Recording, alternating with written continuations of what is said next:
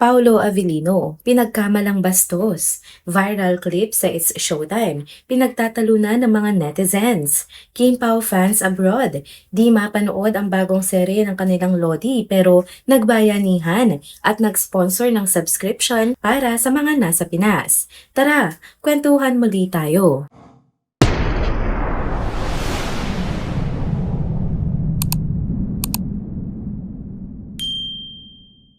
Hello mga ka-trenders! Welcome back muli sa ating channel. Kung bago pa lamang kayo dito, huwag nang kalimutang mag-like, mag-subscribe, at i-hit na rin ang bell notification para lagi kayong updated sa mga balitang trending at napapanahon. Mga ka-trenders, kumusta po tayong lahat?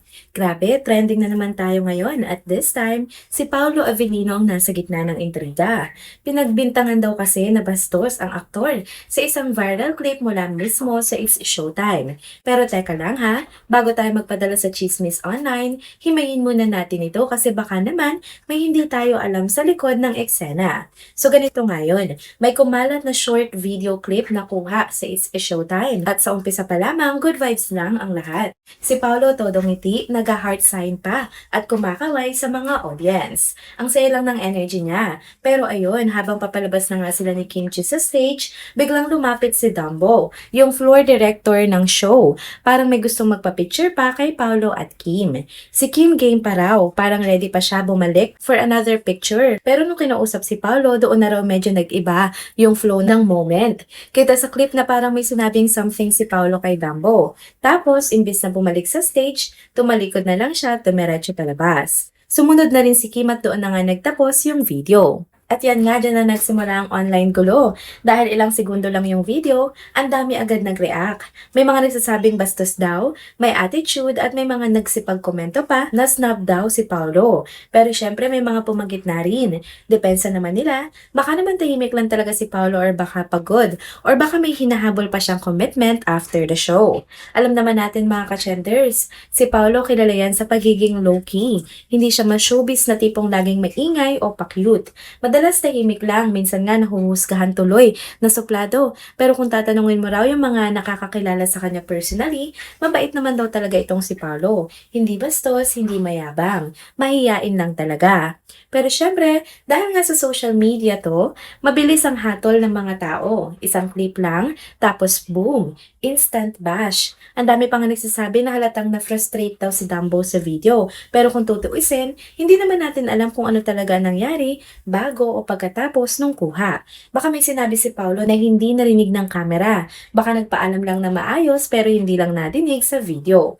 Kaya minsan nakakainis din, 'di ba? Isang maikling clip lang tapos buong pagkatao ng isang tao, huhusgahan na agad. Nakakaawa rin in a way kasi pwedeng may valid reason naman kung bakit umalis agad siya. Baka pagod, baka gutom, baka may kasunod na taping o commitment. Hindi naman natin alam ang buong story. Pero in fairness, ang bilis nga naman talaga ng social media maglabas ng opinyon. Parang bawat segundo may bagong analysis, may bagong side, may bagong meme pa nga. Classic internet, 'di ba? Pero sabi nga nila, hindi lahat ng nakikita sa video ay buong katotohanan. So mga ka-trenders, paalala lang, next time na may viral clip na ganito, chill muna bago mag-react. Kasi minsan, kung ano pa yung mukhang bastos sa camera, yung pa yung hindi mo alam kung gaano kasimple lang pala in real life. At syempre, hindi rin natin kailangan dagdagan ng judgment yung isang tao base lang sa ilang segundo ng footage. Ngayon, wala pa namang official statement si Paulo patungkol nga dito. Pero knowing him, baka hayaan na lang ito.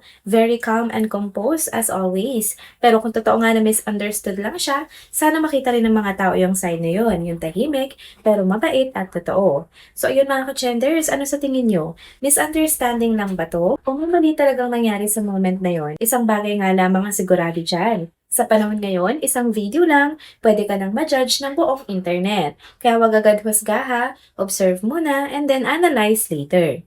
Next topic naman tayo mga ka-trenders. Grabe, may another chika ako sa inyo. Ilang King Pao fans abroad, hindi daw mapanood ang bagong serye ni na Kim Chiu at Paulo Avellino. As in ilang bansa talaga, hindi available yung streaming app na pinapalabasan ng show. Kaya pala ang dami ko nakikitang fans sa todo sponsor ng libreng subscription para sa iba. Ang bait, diba? Kasi gusto nilang kahit papaano, may makapanood pa rin sa mga kababayan nila. Ang cute pa nga parang nagkaroon ng fan bayanihan. Kahit wala silang makuhang access sa show, ginagawa pa rin nila ang lahat para masuportahan sina Kim at Paolo. Ganyan ka-solid ang Kim Pao fandom. Pero syempre may mga nalulungkot din, lalo na yung mga OFW nating supporters ng Kim Pao. Imagine mo, excited ka na panoorin yung favorite mong love team tapos biglang not available in your region.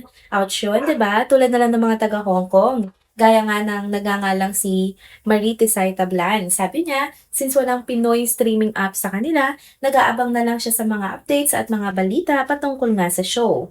Minsan naghahanap pa ng mga link na pinapasa ng kapwa fans para makasabay sa kilig kahit papaano. Tapos sa Japan naman, may mga fans din na super affected. Katulad na nga ng nagangalang si Jocelyn Tobias. Nag-post pa nga siya sa X na ang lungkot daw kasi hindi available sa kanila. Isa pang fan na nagangalang Malu na taga Japan din, ang sabi niya lagi na lang daw siya nakikinig sa programa ng Abante Radio para updated siya sa lahat ng Kim Pao happenings. Ganyan nila kamahal ang fandom guys, walang palya. Hindi rin nakaligtas sa mga fans sa Italy at Spain. Pareho din silang di makapag-subscribe. Kaya ngayon panawagan talaga ng mga Kim Pao supporters abroad, sana naman daw magkaroon ng slot o paraan para mapanood din nila mga Pinoy series sa lugar nila. Willing daw sila magbayad kahit magkano basta masuportahan lang sina Kim at Paolo. Nakaka-touch, di ba? Pero teka, good news naman sa mga taga-Finland. Sila todo saya kasi available sa kanila yung serye. Ang saya nga raw nila kasi habang yung iba nagrereklamo, sila naman ay sabay-sabay nanonood at nagre-react pa online. Kaya ayun, double effort sila sa pag-share ng updates para kahit paano, makaramdam ng connection yung mga fans na di makapanood. At ito pa nakakatuwa, dahil nga hindi mapanood ng ilang Kim Pao fans abroad, marami sa kanila nagdo-donate na lang ng pang-subscription sa mga supporters dito sa Pinas. Ang goal nila para madagdagan pa ng viewers ang show ni na Kim at Paolo at syempre, para patuloy na tumaas ang suporta sa Kim Pao Love Team. Solid talaga, di ba? At saya lang isipin na kahit nasa malayo ka, ramdam mo rin yung unity ng fandom.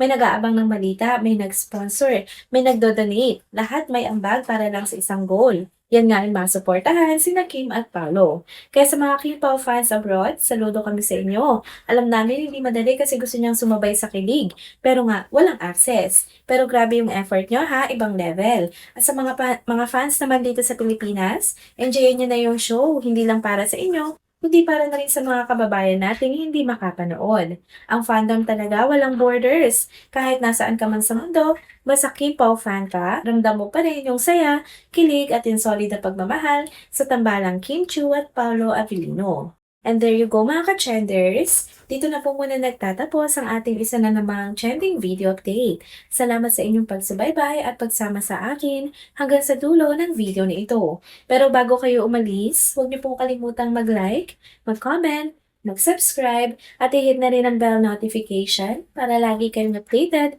sa mga balitang trending at napapanahon. Kita-kits po sa susunod na video. Paalam!